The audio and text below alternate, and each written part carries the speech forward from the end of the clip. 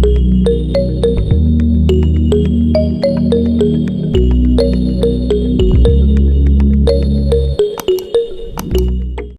Every one, welcome to എജോക്രക്സ്.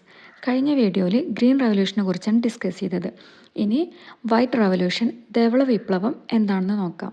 പാലിൻ്റെയും പാലുൽപ്പന്നങ്ങളുടെയും ഉൽപ്പാദന വർധനവ് ലക്ഷ്യമാക്കി ആരംഭിച്ച പദ്ധതിയാണിത്. പാലിൻ്റെ നിറവുമായി ബന്ധപ്പെട്ടാണ് ധവളം എന്ന പദം ഉപയോഗിച്ചിരിക്കുന്നത്. വർഗ്ഗസങ്കരണത്തിലൂടെ മികച്ച ഇനം കന്നുകാലികളെ വികസിപ്പിച്ചെടുക്കാനും അതുവഴി ലക്ഷ്യം നേടാനും ഈ വിപ്ലവത്തിലൂടെ സാധിച്ചു. ഡോക്ടർ വർഗീസ് കുര്യനാണ് ധവള വിപ്ലവത്തിന് നേതൃത്വം നൽകിയത്. ധവള വിപ്ലവത്തിൻ്റെ പിതാവെന്നും അദ്ദേഹം അറിയപ്പെടുന്നു. ഇന്ന് രാജ്യത്തെ ഏറ്റവും വലിയ പാലുൽപാദകരായ അമൂലിൻ്റെ സ്ഥാപകൻ കൂടിയായിരുന്നു അദ്ദേഹം.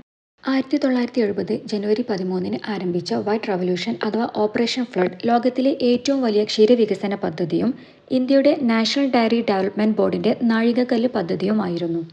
ധവള വിപ്ലവവുമായി ബന്ധപ്പെട്ട് കുറച്ച് ചോദ്യങ്ങൾ നോക്കാം.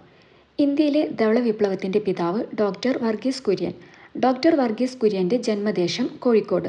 ദേശീയ ക്ഷീരവികസന ബോർഡ് നിലവിൽ വന്ന വർഷം 1920.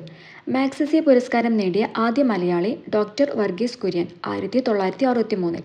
ഇന്ത്യയിലെ ക്ഷീരവികസന ബോർഡിൻ്റെ പ്രധാന കേന്ദ്രം സ്ഥിതി ചെയ്യുന്ന സംസ്ഥാനം ഗുജറാത്ത്. സമീകൃത ആഹാരം എന്നറിയപ്പെടുന്നത് പാൽ. പാലിൽ ജലത്തിൻ്റെ അളവ് എത്ര ശതമാനമാണ്? 88%. പാലിന് രുചി നൽകുന്ന ഘടകം ഏതാണ്? ലാക്ടോസ്.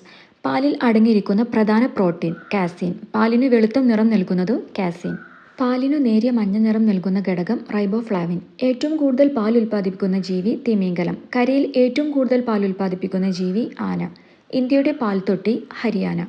ധവള വിപ്ലവവുമായി ഇന്ത്യയുമൊത്ത് സഹകരിക്കുന്ന വിദേശ രാജ്യം സ്വിറ്റ്സർലാൻഡ്.